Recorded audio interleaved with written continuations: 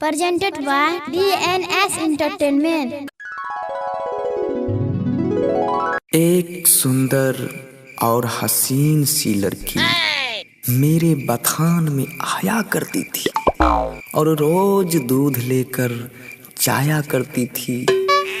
सब दिन एक ही इशारा करती थी, अभी नहीं, अभी कुछ नहीं। रे बंसी, अरे उठ ने, हमरा बुखार लग गेलो आए।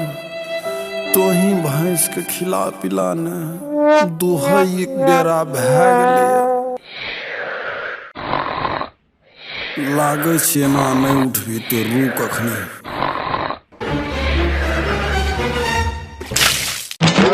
रे उठल कहि छौ तोरा? भैंस खते पीते नहीं, दुहल नहीं जेते भैंस। Bonk, bonk.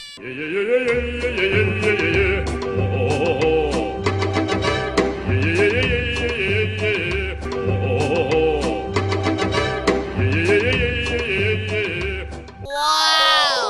Bonk, bonk.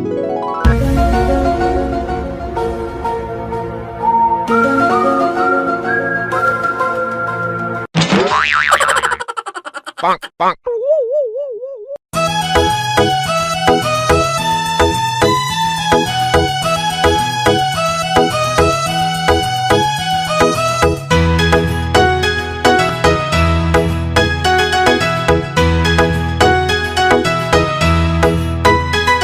मिलाई के नजरिया हमरा से शर्माबै छही, बोलाबै छियौ ता घोड़ा में मैया बै छही।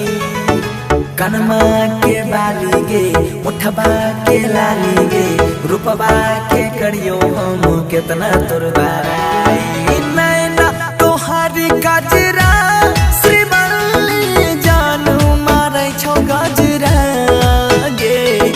नैना तोहारी गजरा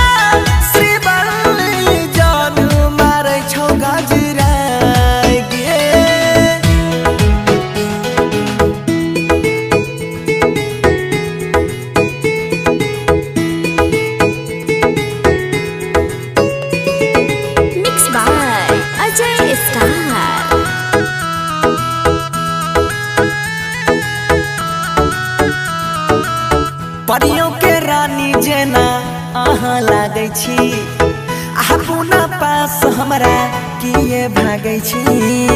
कोयल के जेना मीठ बोलै छी अहाँ, लागै छै तीर जेना दिल में जना तहाँ।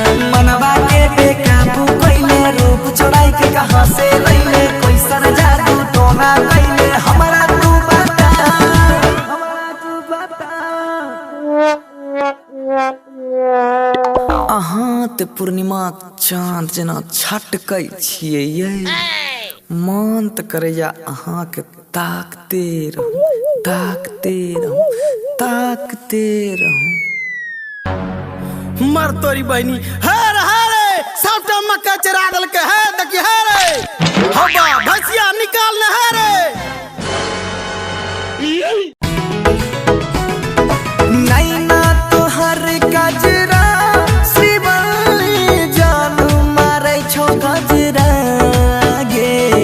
नैना तोहर गजरा श्रीवल्ली जानू मारै छौ गजरा गे। Vijay Shri digital audio recording studio Biharigunj.